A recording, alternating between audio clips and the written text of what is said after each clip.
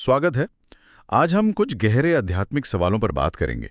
वो सवाल जो अक्सर साधना के रास्ते पर चलने वालों के मन में उठते हैं। जी हमारे पास जो जानकारी है वो एक आध्यात्मिक गुरु और उनके जो अनुयायी हैं उनके बीच जो बातचीत हुई उसी से ली गई है। जी हाँ।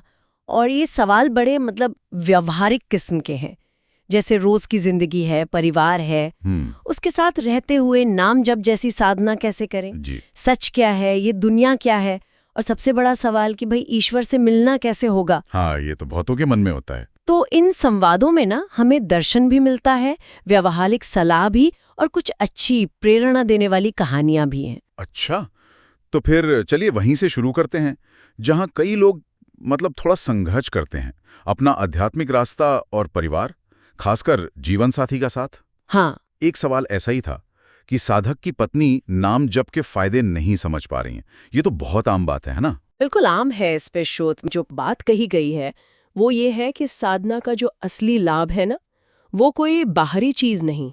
पैसा कमाना है, ऐसा कुछ? हाँ, जैसे कि कोई सोचे कि मैं जाप करूंगा तो करोड़पति बन जाऊंगा, ऐसा नहीं।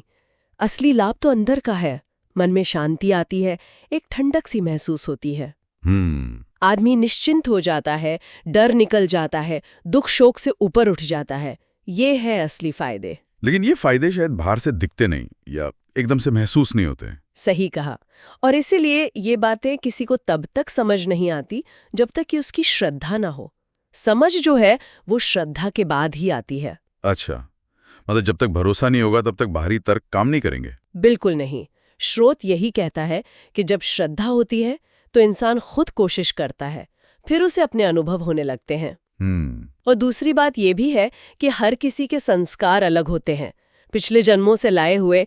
तो पति पत्नी की आध्यात्मिक रुचि एक जैसी हो ये जरूरी नहीं। हाँ, ये तो है। इसी बात को समझाने के लिए संत तुकाराम जी का उदाहरण दिया है। वो तो काफी चौंकाने वाला है। जी हाँ, वो कहानी है कि उनकी पत्नी उनकी भक्ति से इतनी परेशान थी, इतनी नाराज थी कि गुस्से में उन्होंने उन पर खौलता हुआ पानी डाल दिया। सोचकर ही डर लगता है। हाँ, और उस भयानक दर्द में भी कहते हैं तुकाराम जी के मुंह से सिर्फ विठल विठल ही निकला। कमाल है। तो ये कहानी यही दिखाती है कि कितने भी करीबी रिश्ते हों, रास्ते बिल्कुल अलग हो सकते हैं, समझ का स्तर अलग हो सकता है। एक भक्त हो सकता है, दूसरा बिल्कुल उदासीन या विरोधी भी। लेकिन फिर सवाल उठता है कि वो व्यक्ति जो साधना कर रहा है उसका क्या? अगर जीवन साथी साथ नहीं दे रहा, समझ नहीं रहा, तो क्या उस रिश्ते के लिए उसकी साधना बेकार है? नहीं, यही पर एक बहुत कहिए आशाजनक बात है। अच्छा, क्या? स्रोत में ये आश्वासन है कि साधक अगर साधना कर रहा है ना, तो उसका फायदा जीवन साथी को भी मिलता है, अप्रत्यक्ष रूप से। भले वो खुद जाप ना करे। जी, भले ही वो खुद न कर रहे हो, क्योंकि दोनों के बीच प्रेम है, एक दूसरे का ख्याल रखते हैं। तो साधक के अंदर जो शांति बढ़ रही है, जो पॉजिटिव वाइब्स हैं, हाँ। उसका असर साथी पर भी पड़ता है, उसका भी भला होता है। अच्छा, तो निचोड़ ये है कि दूसरों की, खासकर साथी की चिंता छोड़कर अपनी साधना पर ध्यान देना चाहिए, ये मानते हुए कि अच्छा असर उन तक पहुंचेगा ही। बिल्कुल सही। ध्यान अपनी साधना को गहरा करने पर हो, दूसरों को बदलने या समझाने पर नहीं। असर तो अपने आप होगा, शायद तुरंत ना दिखे पर होगा जरूर। ठीक है, ये बात तो समझ आई रिश्तों और साधना के बारे में। अब आते हैं उस बड़े लक्ष्य पर, ईश्वर से मिलन। जी, एक सवाल था कि भाई ये कब होगा, कैसे होगा, क्या ये पहले से लिखा है, प्रारब्ध में, भाग्य में? देखिए, इस पर स्रोत बहुत साफ कहता है, ईश्वर से मिलन भाग्य के भरोसे नहीं है। अच्छा, ये पूरी तरह साधक की भक्ति पर, उसकी लगन पर, उसके भजन में कितनी तीव्रता है इस पर निर्भर करता है। कितना टाइम लगेगा ये साधक की तड़प तय करती है। यानी कंट्रोल हमारे हाथ में है, भाग्य के नहीं। जी हाँ। इसको समझाने के लिए वो नारद मुनि वाली कहानी है ना, दो साधुओं वाली? जी बिल्कुल। कहानी ऐसी है कि नारद जी एक साधु के पास गए। वो बरगद के नीचे तपस्या कर रहे थे। साधु ने पूछा, नारद जी भगवान कब मिलेंगे? नारद जी ने भगवान से पूछा, लौट कर बताया, इसी जन्म में मिल जाएंगे। अच्छा, ये तो खुश हो गए होंगे। हाँ। फिर नारद जी दूसरे साधु के पास गए। वो पीपल के पेड़ के नीचे थे। उन्होंने भी यही पूछा। नारद जी ने फिर भगवान से पूछा और आकर बताया, भाई जितने इस पीपल पर पत्ते हैं ना, उतने जन्म और लगेंगे। अरे बाप रे, इतने जन्म! ये सुनकर तो बेचारे का दिल टूट गया होगा। हाँ, सुनने में तो ऐसा ही लगता है, लेकिन हुआ उल्टा। वो साधु ये सुनते ही रोने लगे, फूट फूट के रोने लगे। निराशा में? नहीं नहीं, वो निराशा के आंसू नहीं थे, वो थे कृतज्ञता के, आनंद के और गहरी तड़प के आंसू। वो इस बात से गदगद हो गए कि अरे भगवान को मेरी खबर है। अच्छा। उन्हें पता है कि मैं यहाँ बैठा कोशिश कर रहा हूँ, मेरा नाम पता सब मालूम है उन्हें। ये क्या कम है कि उन्होंने मिलने का समय बताया, चाहे वो कितना भी लंबा हो। वाह, क्या नजरिया है। और फिर जानते क्या हुआ, उनकी ये जो तीव्र भावना थी, ये जो विकलता थी, मतलब भगवान के बिना अब रह नहीं जाता वाली फीलिंग, वो इतनी मजबूत थी कि भगवान को उसी पल वहां आना पड़ा। उसी समय इतने जन्मों का हिसाब बदल गया। हाँ, भगवान ने नारद जी से कहा कि देखो, वैसे तो हिसाब से पीपल के पत्तों जितने जन्म लगते, लेकिन इसकी ये जो तड़प है, इसका ये जो रोना है, इसने सारे नियम तोड़ दिए। कमाल है। तो ये विकलता, ये तड़प, यही चाबी है जिसे दर्शन लालसा भी कहा। बिल्कुल, स्रोत में कहा है, रुद्र सुरम राजन कृष्ण दर्शन लालसा, मतलब जब भक्त दर्शन के लिए रोता है, जब प्राण ऐसे छटपटाए जैसे मछली पानी के बिना, जब ऐसी बेचैनियों की बस अब भगवान के बिना जी नहीं सकते, तो भगवान को आने में देर नहीं लगती। पर ये विकलता कब जागेगी, इसका कोई फिक्स टाइम नहीं। अच्छा। 10 दिन में भी जाग सकती है और 10 जन्म में भी शायद न जागे। ये तो साधक की अपनी लगन है। ये बहुत शक्तिशाली बात है कि ईश्वर प्राप्ति भाग्य नहीं, हमारी अपनी कोशिश और तड़प पर है। अच्छा, अब एक और दिलचस्प चीज पर आते हैं। जी। अनंत कुमार साहू जी का सवाल था, सब में भगवान देखना, इसका असली मतलब क्या है? सुनने में तो बहुत अच्छा लगता है, पर करें कैसे? हाँ, ये भी एक गहरा सवाल है। इसको समझाने के लिए स्रोत में बिजली का उदाहरण दिया है, बड़ा अच्छा है। बिजली का कैसे? देखिए, बिजली तो एक ही होती है ना, पर जब वो हीटर में जाती है तो गर्मी देती है, पंखे में हवा, बल्ब में रोशनी, एसी में ठंडक। बिल्कुल।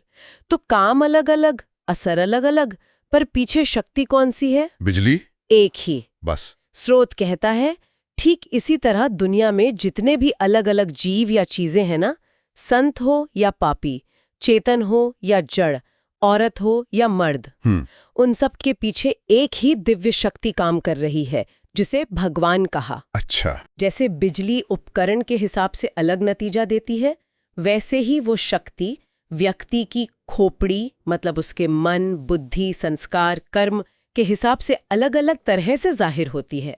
कोई अच्छा कर रहा है, कोई बुरा, कोई शांत है, कोई गुस्से में, ये सब ऊपर के फर्क हैं, पर चलाने वाली ऊर्जा एक ही है। यानी कसाई जो छुरा चला रहा है और पंडित जो पूजा कर रहा है, दोनों को शक्ति एक ही जगह से मिल रही है।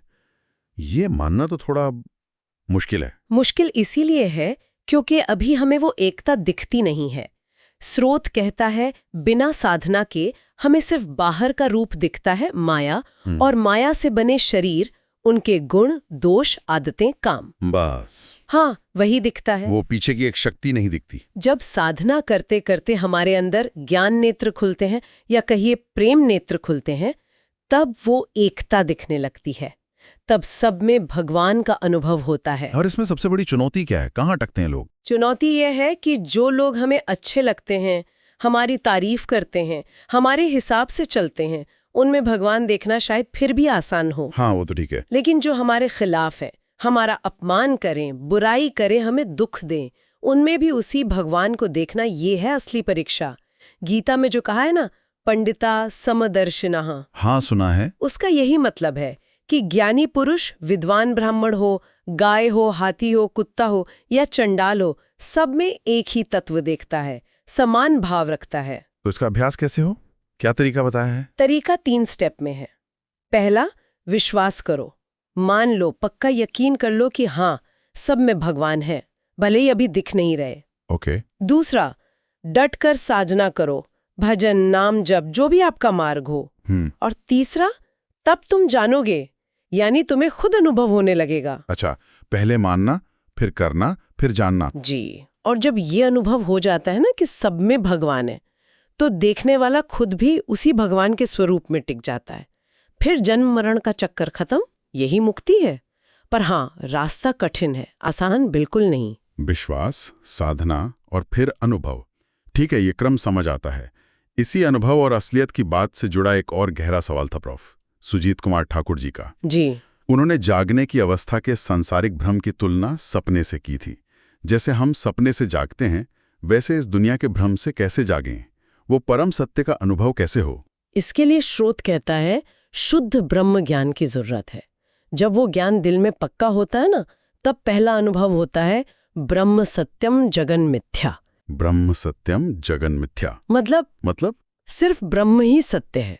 ये जो दुनिया हमें दिख रही है ये मिथ्या है, झूठी है, सपने जैसी। अच्छा, तो पहला कदम ये समझना है कि जिसे हम सच मान रहे हैं वो परमानेंट सच नहीं है। बिल्कुल।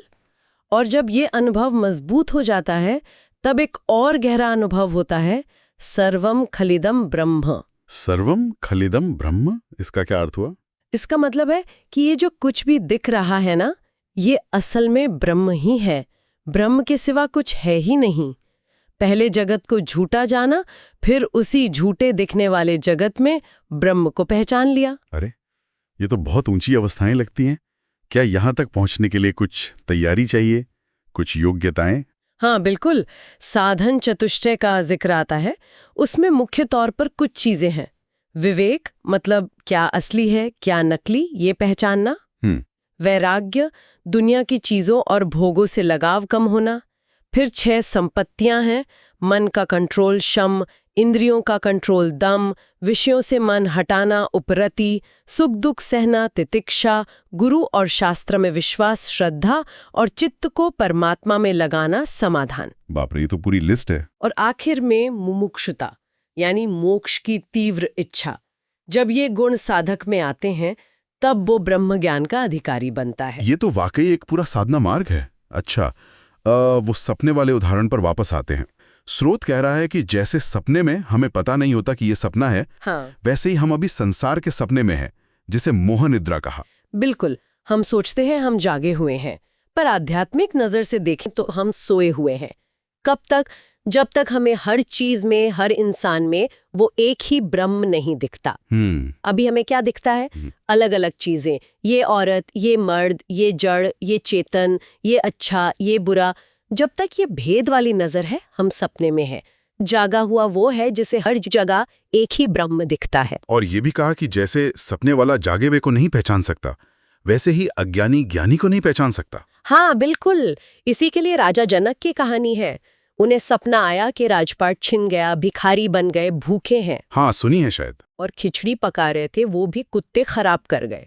जब आँख खुली तो महल में थे, सिंहासन पर बेचैन हो गए। क्यों? पूछते रहे सबसे, बताओ वो सच था या ये सच है? मुश्किल सवाल है। कोई जवाब नहीं दे पाया। फिर अष्टावक मुनि आए। उन्होंने जनक से कहा, राजन, न वो सच था न ये सच है। दोनों ही नहीं? हाँ। बोले, जब आप सपने में भिखारी थे तब ये राजा वाली हालत झूठी थी। अब आप जागे हुए राजा हैं तो वो भिखारी वाली हालत झूठी है। जो चीज अभी सच लगे अगले पल झूठ हो जाए, वो असली परम सत्य कैसे हो सकती है? बात तो पते की है। दोनों ही असत है, यानी अनित्य है, बदलने वाले। सत्य तो वो है जो हमेशा एक जैसा रहे, भूत वर्तमान भविष्य में। इस गहरी फिलॉसफी को हमारे रोज के जीवन से, खासकर जैसे गुस्सा आ जाता है, जी, उससे कैसे जोड़ा है? स्रोत कहता है कि गुस्सा आता है द्वैत से, दूसरेपन के भाव से। जब हम किसी को दूसरा मानते हैं और चाहते हैं कि वो हमारे हिसाब से चले और वो नहीं चलता, तो गुस्सा आता है। गीता भी कहती है, कामात् संजायते क्रोधः। इच्छा पूरी ना होने पर गुस्सा आता है। सही है। लेकिन सोचिए, अगर हम उस दूसरे व्यक्ति में, बेटा हो, पत्नी हो, कोई भी हो, उसी एक ब्रह्म को, उसी भगवान को देखने लगें, तो ये दूसरापन मिट जाएगा। फिर इच्छा किससे और गुस्सा किस पर? हाँ, जब दूसरा कोई है ही नहीं तो गुस्सा किस पर आएगा? बिल्कुल।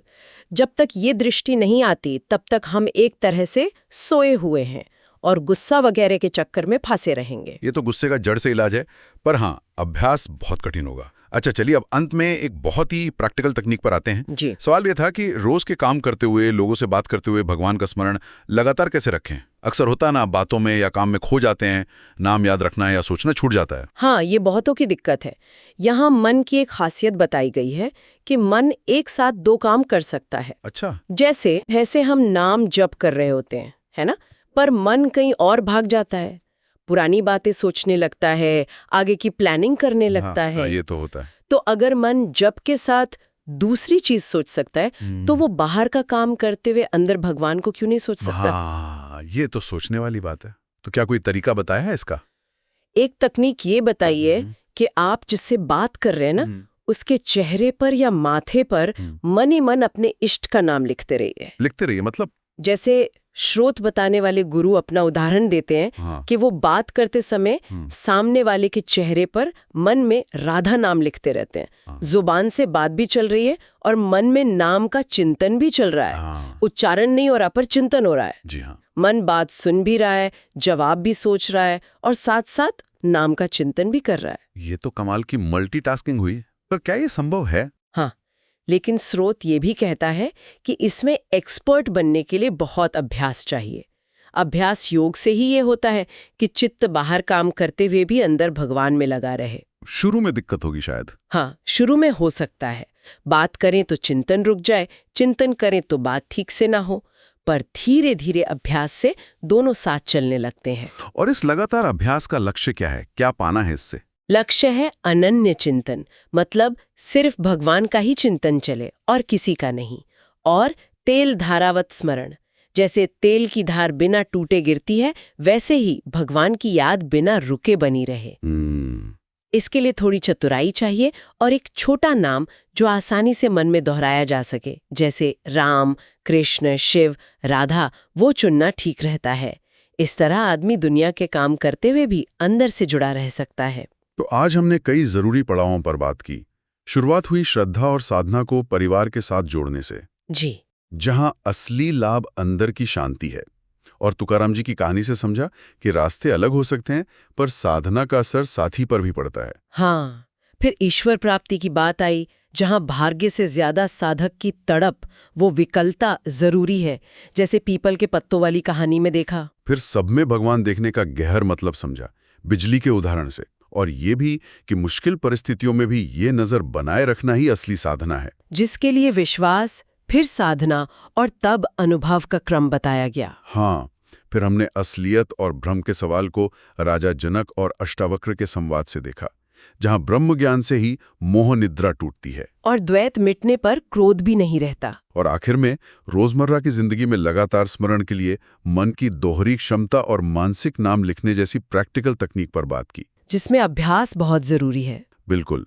तो कुल मिलाकर देखें तो ये सारी बातचीत यही दिखाती हैं कि अगर हम समर्पित होकर अभ्यास करें, अपना नजरिया बदलें, तो अंदर बहुत बड़ा बदलाव आ सकता है। जी हाँ, बिल्कुल। और अगर श्रोताओं के लिए एक विचार छोड़ना हो अंत में, तो वो ये हो सकता है, इन बातों में दूसरों में ईश्वर देखने पर बहुत जोर है ना? हाँ, तो शायद अगला कदम ये सोचने का हो सकता है कि भाई वही दिव्य शक्ति, वही बिजली जो दूसरों में है, वो हमारे अंदर भी तो है। हम खुद भी तो उसी भगवान का रूप है। ये भी सोचने वाली बात है। तो हमारे अपने विचारों से, शब्दों से, कामों से वो दिव्यता इस दुनिया में कैसे जाहिर हो, कैसे हम अपनी अंदर की अनुभूति को बाहर के जीवन से जोड़ें, ये अपने आप में एक और गहरी खोज हो सकती है।